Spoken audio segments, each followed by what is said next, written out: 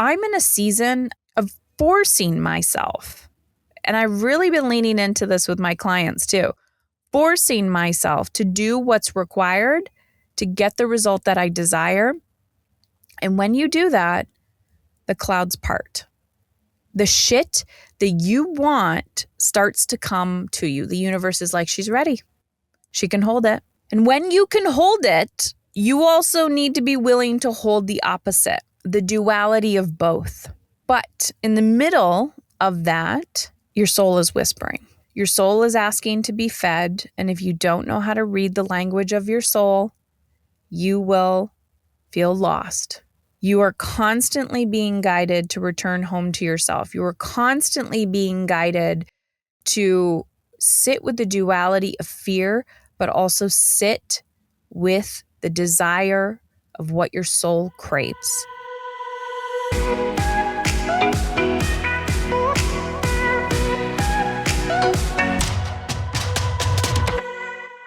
If you can see me, if you're watching this on YouTube, you may notice that I am recording this from my vehicle. We are on day 2 of our move. Today's going to be a life update.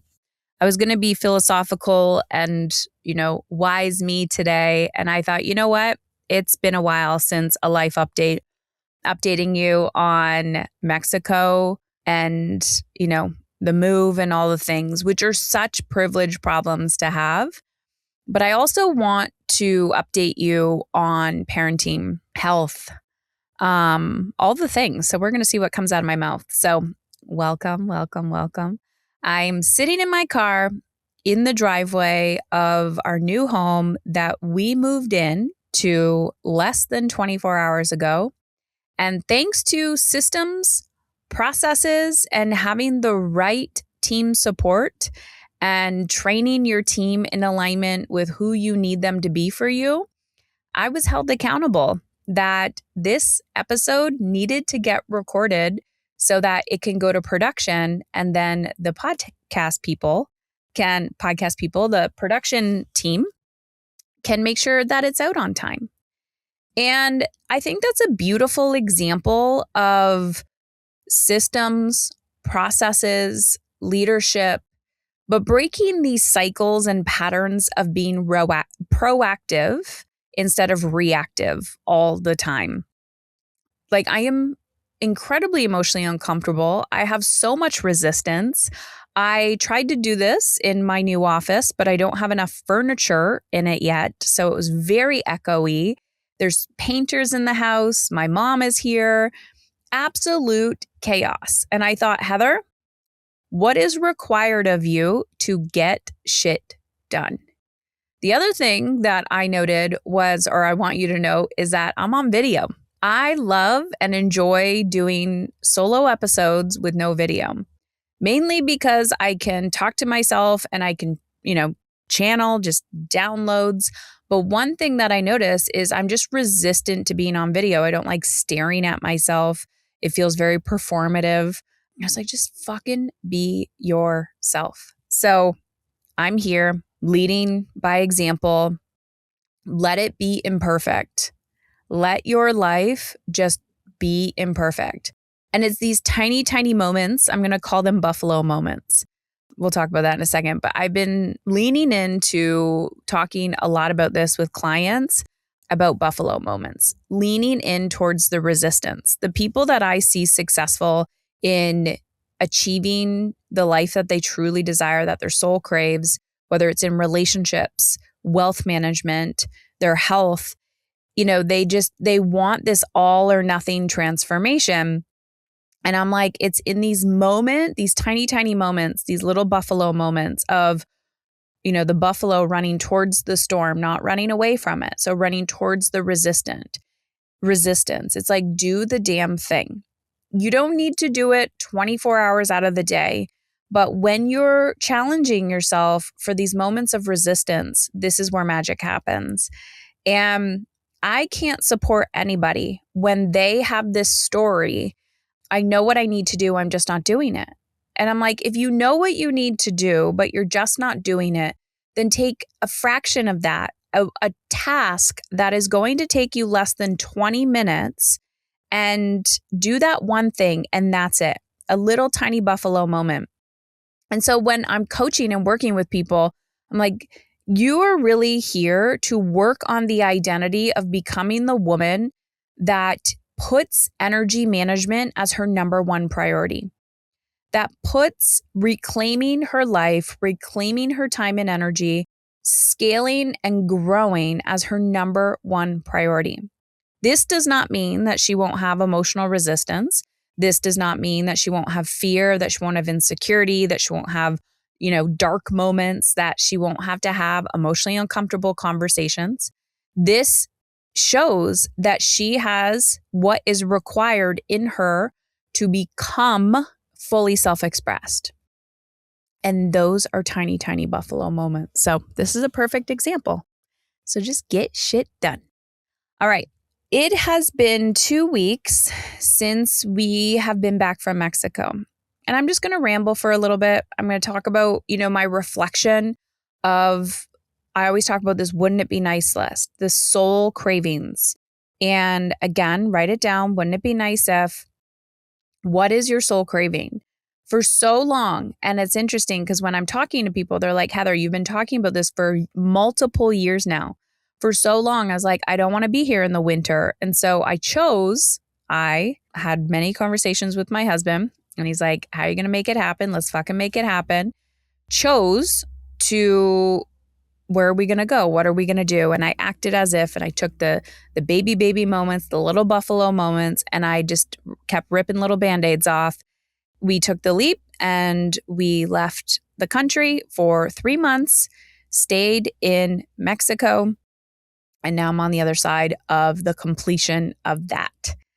Also, you may have heard me talk about Brooklyn. Brooklyn is a family friend. She is a friend of my oldest son, 21 years old. She's been in our lives since around 10 years old, and she came to Mexico with us. And she supported our youngest, who's 13, with education. Also, it kind of took her under my wing a little bit, did some mentorship with her. She's trying to figure out who she is, what her life purpose is, and where she's going in the world. And so I'm going to talk about that. I'm going to talk about what I have noticed. So my son is back, my oldest, who flew the nest 8 months ago. He's 21. And he's back for a few weeks, just checking in with the family, just transitioning homes and just hanging out. And I'm going to talk about what I've noticed and observed in him going out into the world and returning home.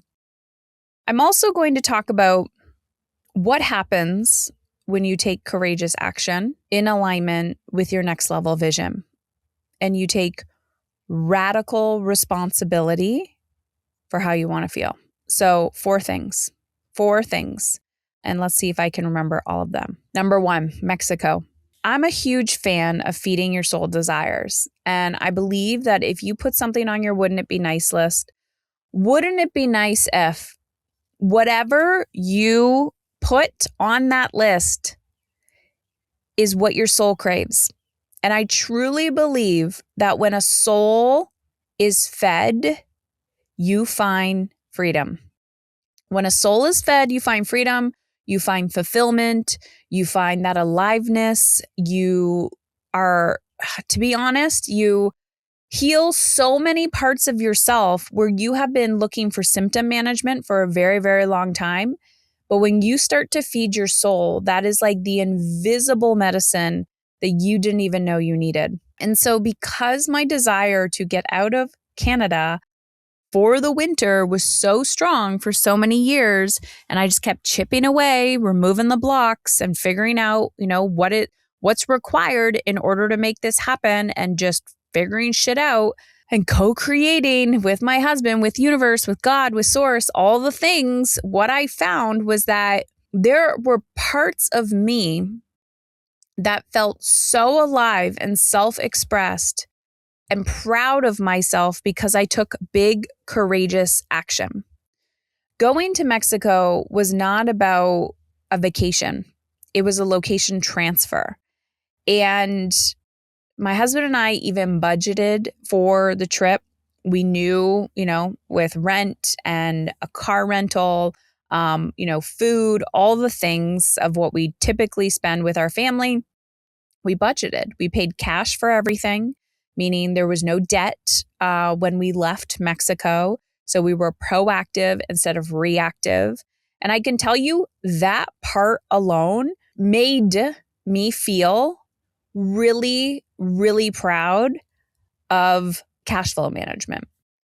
Partially because it was a goal. I had a standard of I'm not going into debt for this.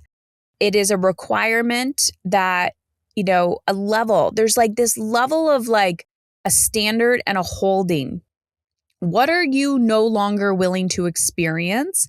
And how are you going to hold that standard and boundary and expectation? Because we had 3 kids with us at one point, and it's very easy to want to please your children. It's very easy to buy into their mental game of, I'm bored, or, all we're doing is working, going to school, and, living our daily lives here, right? Their expectations, their attachment to what this experience needs to be. And it's a privileged experience, let alone, right? They have their own human experience. They have their own emotions. Oh, my foot is itchy. They have their own emotions. And I think it's really, really important to understand that in order for you to really feel alive and aligned, you need to pay attention to how often you are people pleasing your children. So we had an entertainment budget. And I was like, if we blow it in one day because you want to go to this amusement park and that's our budget for the month, then guess what? We're done. And it was really, really cool to co-create with our kids and to show them you can have what you want and desire. You just got to work for it. You have to have a plan. You have to have a focus. And I think that's such a beautiful life skill to give our kids, especially in modern culture, around what it means to be successful, what it truly, truly means to be successful, and that you don't know what you don't know. But if nobody teaches you how to make money, how to manage money, how to invest money, you're going to learn this as an adult when you hit rock bottom. I mean, I do this work with women every single day. Sometimes they come into my world and it's more about a relationship or energy management or time management. And then, in their onboarding call, their kickoff call, I'm showing them the gaps. I'm showing them the blocks that they're going to have. And we're co-creating. We're figuring out your cash flow management system. We're figuring out your future retirement and investment process. And it's not that I need to be the expert. It's just you need to pay attention to this. You need to have these specific conversations with these specific people and take ownership for the outcome that you want and desire. The other thing that was really interesting with Mexico was I think often we don't pay attention to how shitty we feel. And one of my goals there was, how good can I feel? How good will I allow myself to feel? I'm definitely a risk taker. I'm an adventure seeker, but I'm pretty strategic with it. I'm not impulsive, although my husband will probably tell you that I'm very impulsive. But what he doesn't know is that I have been planning and scheming for months. And once I find something that I'm like, yes, that's aligned, I will act on it. So to him, it is perceived as impulsive. I mean, I think he jokes around now, he trusts me enough from my track record. But I think it's really, really important to observe, do I have a standard? And pay attention to what I'm about to say. Do I have a standard for how I feel on a daily basis? Or am I just chipping, so disconnected from how I want to feel? People will say, I want to feel alive, I want to feel abundant, but they have no idea how to feel alive and abundant. If you're curious about this, I talk a lot about it in my ETM accelerator. You can go to heatherchauvin.com/time. We usually have cohorts where we're taking people on, but you could definitely join at any time. And then there's a done with you as well. So if you want like an accelerated version of that, just go to heatherchauvin.com/time and all the details are there. But it's really, really important for you to understand that feeling good is your birthright. It is the only thing stopping you from raising your vibration. It is the only thing stopping you from being on the other side of fear, being on the other side of guilt, being on the other side of overwhelm, is like raising your standard for how you feel. So when we went to Mexico, I decided, how fucking good can I feel? What do I want my days to look like? We got a personal trainer. We tried to have somebody help us with cooking. That did not work. So we pivoted. But I raised the standard for like the core foundation. I didn't just live by default. I decided what is important to me for energy management, my mind, my body, my soul, my bank account, and my relationships. Getting there, making sure we weren't overscheduling ourselves with all these people that we knew that wanted to, fill our calendar every single weekend or, every night of the week. Every individual in the family, asking them like, what are you interested in? What do you enjoy? And actually requiring everybody to invest in something, their time and energy. So the boys did jujitsu and Muay Thai. My youngest, who's like ragingly creative, had a tutor. I believe she was Russian and she was classically trained. And so they painted and drew every week together. And so it's like, what is your soul craving? Who are you? Are you feeding that, or are you just checking boxes every single day? The other thing that I did, and I will talk more about this if you want me to. So you're welcome to go to Instagram, send me a private message, just my name, Heather Chauvin. I'm the only person who replies to my messages or reads them. So if you go there, let me know if you want me to talk more about this. I had a placenta injection from a functional medicine practitioner, physician in Mexico. Now, I have since had conversations with friends and colleagues who are into functional medicine. I have, because of my health background of having stage 4 cancer, I am very proactive when it comes to my health, when it comes to mental, physical, emotional, spiritual health, but also hormonal health. I'm also like really, really curious about aging, not so much anti-aging, but aging gracefully. When I hear people talk about menopause and perimenopause, I've already been in menopause.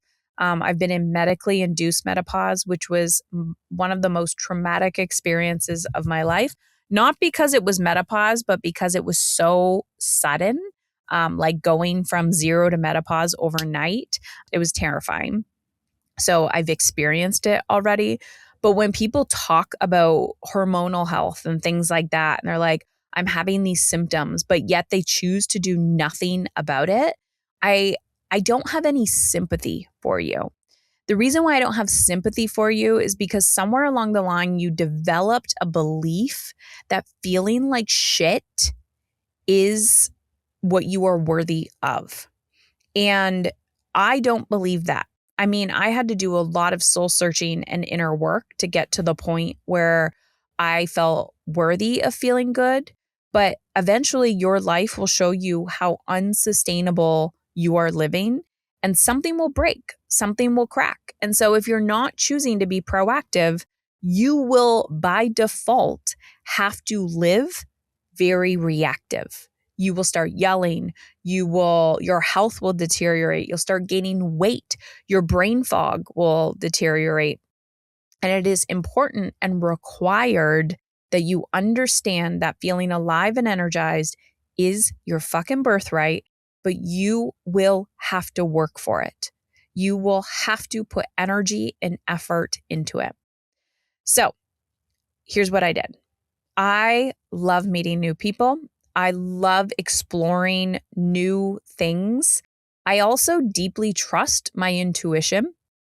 And so before we went to Mexico, I was just looking on Google, and I Googled like functional medicine and the area that we were staying in. I found this website. It looked very professional.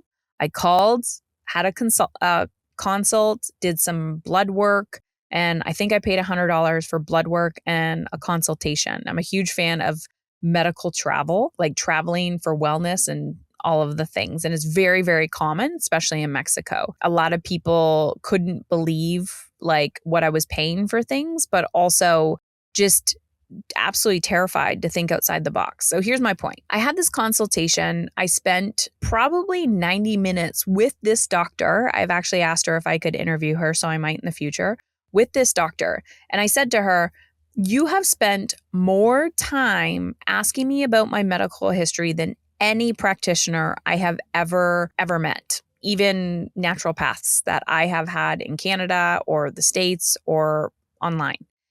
And I've done a lot. And not only that, here is my point of why specifically I chose to do this in another country. It had nothing to do with necessarily the investment. It was about diversity. I think too often we get in our own way when it comes to thinking inside of specific boxes and systems. I have always been this way, where I have looked at other people, and every time I'm trying to solve a problem, it could be parenting, it could be money, it could be my health, it could be marriage. Number one, I am my own guide. Number two, I will get opinions and perspectives from at least 5 different practitioners, and then I look at the through line. And so when it comes to hormone health, when it comes to women's health, when it comes to like proactive health in general, I want as many different perspectives as possible. Not because I believe one perspective over the other, but because I collect all of that data, all of that information. I don't need to act on every single thing that they tell me, but I pay very, very close attention to the through line. And I tell my clients this as well. I'm like, I am not God. I am just a guide. And it is your responsibility to own your intuition. It is your responsibility to deeply listen to that voice inside of you and to lead and make decisions from that place. And if you don't know how to do that, that's what I'm here for. And I will teach you that. But you have to return home to yourself when you are making those decisions. So I actually went in to this conversation just to be proactive, not really having any crazy symptoms. Maybe some, you know what? That's a lie. I had some bloating. I was so sick and tired of functional medicine in Canada and the US. Every time I had bloat, they're telling me to do specific tests that I've done over and over and over again, and then telling me to take $500 worth of supplements that I don't take because I suck at taking supplements. Like, I won't. I'm like, give me an injection or an IV. It's just not my thing. It's another decision I need to make, and it's fucking fatiguing, and I just don't want to do it. So it's just not a line for me. I'll do what's required, but yeah, it's just not easy for me. It's not a strength. So I went in and I was just curious about peptides because I wanted, obviously everyone's talking about peptides, but I wanted like regulated peptides. I wanted to get it from like a physical doctor. She advertised peptides, but I also was just very, very curious about that. So that is what I call a money hook, where she was marketing wise, she was advertising peptides. And I'm like, okay, I want to talk about this. So anyways, I was wide open and I said to her, I am not here to tell you I want to lose weight or I want a nice ass or I want glowing skin. I am here to tell you that I want to feel alive and energized. And I'm sure whatever you suggest, the byproduct is going to be glowing skin and, releasing some weight. But that is not my primary focus. My primary focus is that I'm going to live in this body for as long as possible, as healthy as I can possibly be, with a high quality of life. And she suggested a placenta implant injection. So essentially, I want you to think about stem cells and how they take stem cells and then they inject it into parts of your body for regenerative medicine. Regenerative medicine, and please know that I am not a doctor and I'm not giving you any health advice. I'm giving you health perspective just from one woman to another. Regenerative medicine is like essentially using the body to help it heal itself. And I'm really aligned with that, mainly because I have a core belief that the human body can heal itself. And when it is out of alignment, and of course, environmental factors, sometimes we just need a little pick me up. Sometimes we just need a little zhuzh, a little help, a little, hey, help me, I'm drowning over here, because we've burnt it out, right? We've put way too much stress on it. It's like, hey, I'm here to thrive. But like, if you're going to treat me like shit, I'm pretending I'm the body. If you're going to treat me like shit, I'm not going to operate the way that I was created to operate. So I believe the body is here to operate at optimal levels, but you need to support it. And so she said, Heather, based on your health history, everything, I think you're a really, really good candidate for this placenta injection. She's like, it will support your thyroid. It will essentially like look inside of your body and look at all the things that, need additional support, and it will go after it. She's like, your thyroid, your fatty liver, your bloat, all of it. And I was like, I'm in. I think I paid, and don't quote me, around $600 US for this injection. But I think that may have included an IV that I got as well and some blood work. So not ridiculously expensive, plus I paid for the consult. So I have paid way more in the past for medical intervention. So again, sharing this. So I get this injection, I go in, I went back a different day. It is a certified placenta, so it comes in a little vial. They have to reconstitute it, so they have to put a liquid in it. So it's powder in powder form. So she reconstitutes it, puts it in a big needle, and then injects it wherever into the body. I had it injected around my belly button, so I had 2 spots. Didn't hurt at all. To be honest, I hate needles. I was freaking out. And she said, the first night is going to be the best night's sleep. Like the first 3 nights, I slept like a fucking baby.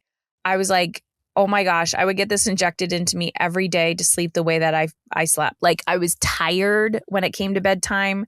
I was out like a light, and then I rose from the dead. It was absolutely amazing. And then what I didn't necessarily notice anything after that. I was like, okay, this is like a slow burn. I could feel 2 bumps in my stomach, like little marbles where they injected it. And they told me it was going to be a slow release. So I got a little nervous because I was like, oh my gosh, I have these bumps under me. They felt like little marbles. And that went away in about 3 weeks or so. So it was like a slow release into my body. Didn't think anything about it. My periods, my cycles are usually 28 days. I just turned 40. I am typically on the dot, but previous to the injection, my PMS was getting really bad. Like I could feel it coming. I would get like very angry, mood swings, hormonal. Like anytime my PMS gets worse, I really start to look at my habits, my nutrition, my sleep quality. And I use that as like a parameter for my stress management and stuff like that. So my point of this is my first cycle was actually a day early, and I didn't know my period was coming. I was using a period tracker like I always do. So I was like, okay, but I kind of forgot because my PMS wasn't coming. So when my PMS comes and the rage is coming, I'm like, oh, here it comes. And I was like, OMG. So that was my first aha moment. Like this injection is working. Okay. Also, I want to let you know, she said you get 1 injection every 9 months, which I thought was interesting because that's how long babies are in the body. I usually actually think babies are in the body like 10 months or so. Anyways, once every 9 months. So it's not like peptides where you're injecting, a man-made substance into your body. I mean, this is like, processed, but it's from the body. Once every 9 months. After the way that I feel now getting this injection, I will prioritize going back to Mexico every 9 months and staying there for a few days just for this injection. It was worth every penny. I literally want to gift it to everybody. If they're a candidate, of course, you have to talk to a physician. You have to get blood work, make sure you're a good candidate. the best fucking thing. If I had female children, I would probably get them an injection for the sake of emotional well-being and mental health and sanity, for a regulation, hormonal regulation, and future success of hormone health and fertility and all the things. So I get the injection, first cycle, done. Second cycle, I noticed like a little bit of PMS, but it was more of like my energy was going inwards. Like I wasn't so ragey. I could definitely tell like my body was like preparing for menstruation, but I didn't feel a lot of that. Third cycle, same thing. I think I'm on the third or fourth cycle, just had my period. I noticed like breast tenderness and things like that, but not a lot of PMS. But here's the funny thing. I released 6 pounds off my body in Mexico. Now, everyone was telling me, well, Heather, the reason why you're not bloated is because you're in Mexico and the food is different and, inflammation is going to go down because of the processed food, blah, blah, blah. But I knew that part of the reason why I felt so good was because of this injection. And my lifestyle, of course, my lifestyle changed because I was in a different country, but I wasn't doing anything dramatically different. Like, yeah, I was going to the gym, but I was going to the gym here. I was walking probably more because it was like summer energy, getting more sun, but the bloat was gone. Like I felt so lean. And so I think that made a significant difference in all of that. I also went back at the end of 3 months and I was like, I just want to do a checkup. We redid blood work again and some other crazy tests that she did. And she's like, your fatty liver has already improved with this injection.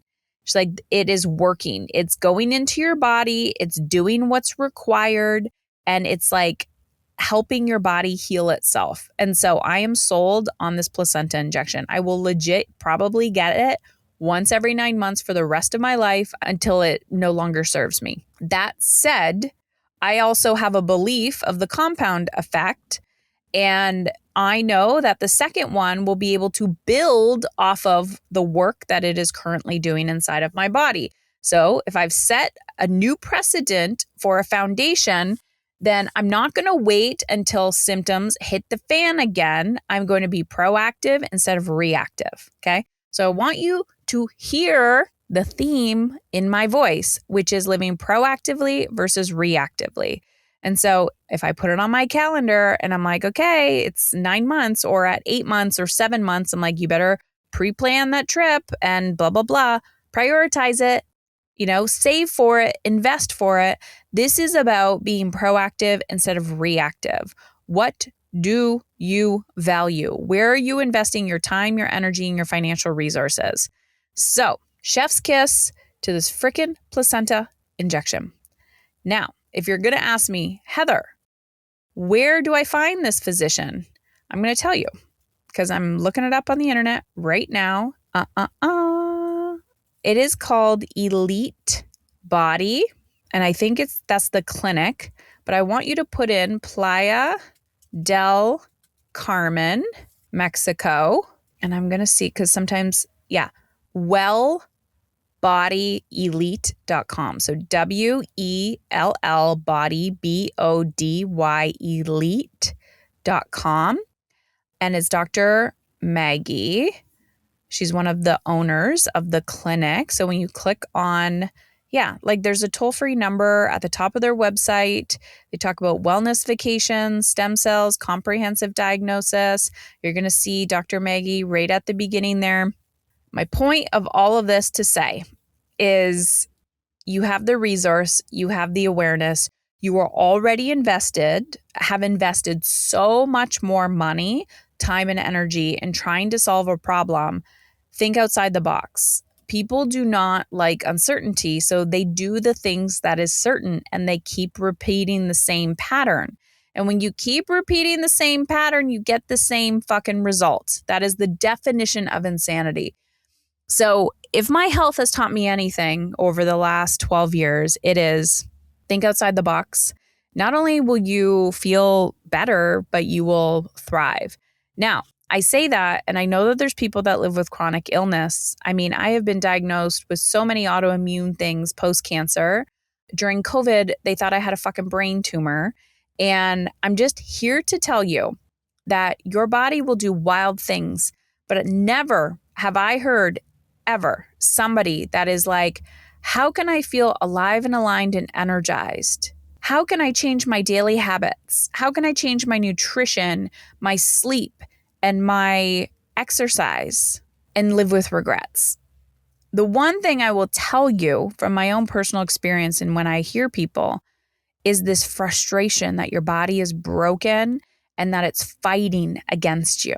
But here's what I've had to learn. Your mind, your body, your soul, there's so much nuance when it comes to living in alignment with how you want to feel. And too often people will say, oh, I'm going to do that thing and it's going to solve all my problems. Like it's going to fix me. When I invest in myself now, or investing in my children, their behavior, their education, my marriage, when I'm making an investment, mentally, physically, emotionally, spiritually, financially, I'm investing time and energy or money, I never go into it anymore with this belief that it's going to fix me or fix my problem. It is going to bring awareness to something, and I can co-create with that investment to get me to my next step. This non-attachment to somebody or something needing to solve all your problems instead of bringing you back into alignment of where you want to go will change your life. All right. I don't remember the 4 things. I probably should have wrote them down, but it was Mexico, maybe placenta injection. I don't fucking know. I should have wrote this down. I definitely know one was Brooklyn. Oh, and then maybe my son being home.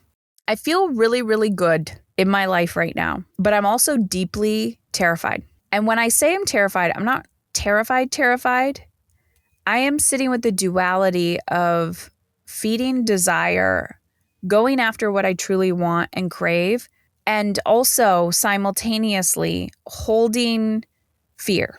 And in the middle of that, I have really trained myself to become a buffalo, to doing what is required to get the result that I desire. And some of that has just simply come from me learning lessons over and over and over and over and over again of like, Heather, if you do not invest in XYZ, or if you do not take XYZ action, shit is not going to go in the direction that your soul craves. Mastering your mind will change your life. And so many people invest in the easy shit. They invest in being a consumer of products. They invest in being a consumer of, honestly, experiences. And I don't even mean financial experiences of like going on vacations. I mean experiences of like, oh, I got to go to this event. I got to go to that event. Someone invited me here and there and everywhere. And I'm like, but are you invested in the action required to get the result that you desire? So I'm in a season of forcing myself, and I've really been leaning into this with my clients too, forcing myself to do what's required to get the result that I desire. And when you do that, the clouds part. The shit that you want starts to come to you. The universe is like, she's ready. She can hold it. She can hold it.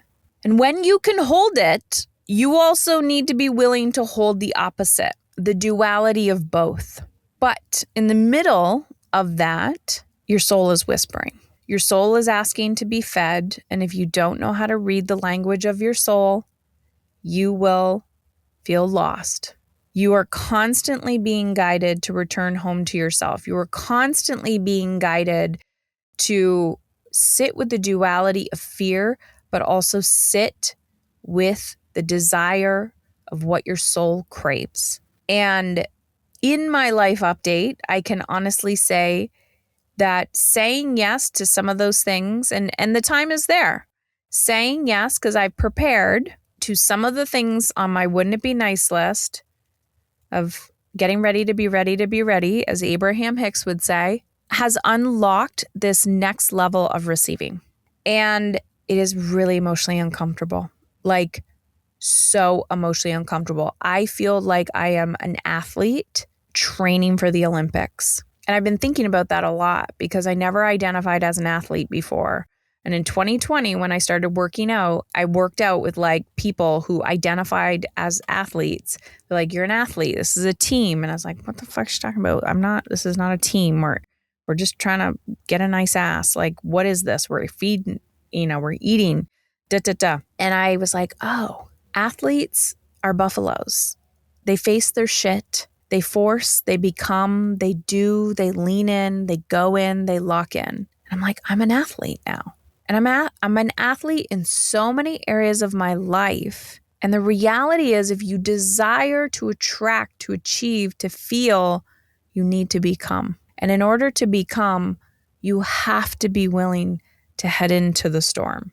You have to be willing to lean in. So the last thing I'm going to talk about, since I'm on 40 minutes and I'll have to do like another check-in or life update, is Brooklyn. So Brooklyn came with us and she actually stayed in Mexico. Part of the reason why she came with us was to support my son, but also she felt lost in her life. And I'm finding that a lot of my clients, and because I have older kids, or my oldest is 21 and I had him when I was young, but I'm in that niche of parents being like, my kid is supposed to go to post-secondary, or they're not graduating on time, or they're lost, or, what the fuck happened? I wasn't prepared for this. It's this, the launch period. And she went to post-secondary and she was like, I'm lost. This is not what I want to do. And I was like, that's fine. Let's figure it out. During that process, I realized my number one aha moment. Very interesting to parent a child that you did not parent, that you did not raise. It showed me very clearly the skills that I equipped my children with when it came to emotional intelligence and emotional regulation and risk tolerance, grit, resiliency, just by being myself for the last 20 years. Not saying I'm perfect by any means, and it's been a journey. But really, truly, I could observe the contrast of being a role model and becoming the adult your child needs. The more time you have with your child or the child, of course, the bigger impact you're going to make. But here's what I noticed. It did not take much of the version of me now to impact her. She said she was incredibly triggered by being in my existence on a daily basis because of my standards. And what I mean by that is having adults around her that expected her to have routine, that expected her to wake up, to feed herself, to take care of herself, to have these, like the standard and expectation was there because she was in that ecosystem where everyone worked together, where everyone fed themselves, where everyone regulated themselves, where everyone, took responsibility for how they wanted to feel and all the things. And that being reflected back to me gave me a lot of, I'm not even going to say confidence, but awareness of how important this work is that we need to do on ourselves for our children. It doesn't matter if your child's a toddler or a teen or a young adult, or maybe they're already out of your house. It's actually been fascinating to watch my parents supporting us through this or not supporting us through this, and how my in-laws are showing up in comparison. And it doesn't matter how old you are still a little child in an adult body craving to be seen, heard, and understood. And all we want is to be loved and supported. That's it. We just want love and support. And we find that in our partnerships. We find that in our team dynamics. And, when your coping strategies have been walls and you have not been able to receive because you grew up with role models that were not supportive of you, this is where we isolate ourselves to protect ourselves from not feeling. And so it was really challenging I'm not raising her, but mentoring a hyper independent woman who's developed these walls around her to protect herself from adults who have hurt her. And at the end, and it makes me so emotional, she said to us, thank you. Thank you for believing in me. Thank you for holding me. Thank you for guiding me. I've never had adults around me where I felt nurtured, where I felt loved, where I felt I belonged. Never felt like I had a family. And not only did that make me so emotional because I could make an impact in somebody else's life just by being myself, but it was challenging as shit. It was beyond challenging. And she will tell you the exact same thing. And I told her I might interview her in the future.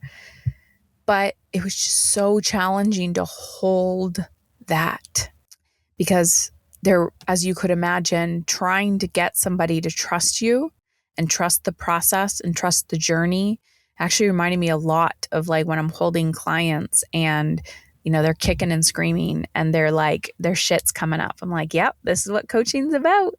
It's not just about acquiring more information. It's about, becoming this real transformation. And I think my point of all of this is to say, it's so fucking cliche what they say, but it is about the journey, not the destination. When you can commit to your journey, like everyday training, repetition required to strengthen a skill, you will one day at the end of a cycle, of a season, of a race, look up and go, I'm so fucking proud of myself. And that proudness is something you cannot take away from other people, or anyone can't take it away from you. That's what I mean. And I know that holding Brooklyn for those 3 months, guiding her, making sure she was set up to launch into her next phase. In the moment, I was kicking and screaming at times, and I was like, this is not fun. And it was so rewarding. And she taught me a lot about myself. And I taught her a lot about herself. And those are the moments, those are the connections. And this is what I'm talking about when I talk about connected relationships, when I talk about feeling alive and energized, when I talk about feeling supported, is like, the shit is not fucking easy. It's emotionally uncomfortable. Well, the tasks are easy, the action is easy, but it's emotionally uncomfortable. It requires you to lean in. It requires you to look in the mirror. It requires you to say, God, I'm going to have more courage than I thought I was capable of achieving. So there's my life update. We're doing great. And it's still emotionally uncomfortable. Welcome to the fucking shit show called life. I'm going to give you another one. And, the world is a crazy place. And I just truly believe that if you are one of those souls that wants to feel free, regardless of what is going on around you, you will find a way. You will listen deeply and you will do what's required to get there. Because a soul that is free in this body while it's playing this game called life makes an impact in the world. And I think that's what we're here to do. So if you want to enter my world in any capacity, head on over to heatherchauvin.com/time. You have one precious life. Use your time wisely. Join the accelerator. I made it super affordable for you. Or you can click on the link at the top and apply for one-on-one coaching. Either way, your life is a game, and it is truly about where you invest your time and energy that creates the impact that you desire to make while you're here in this body. Talk soon.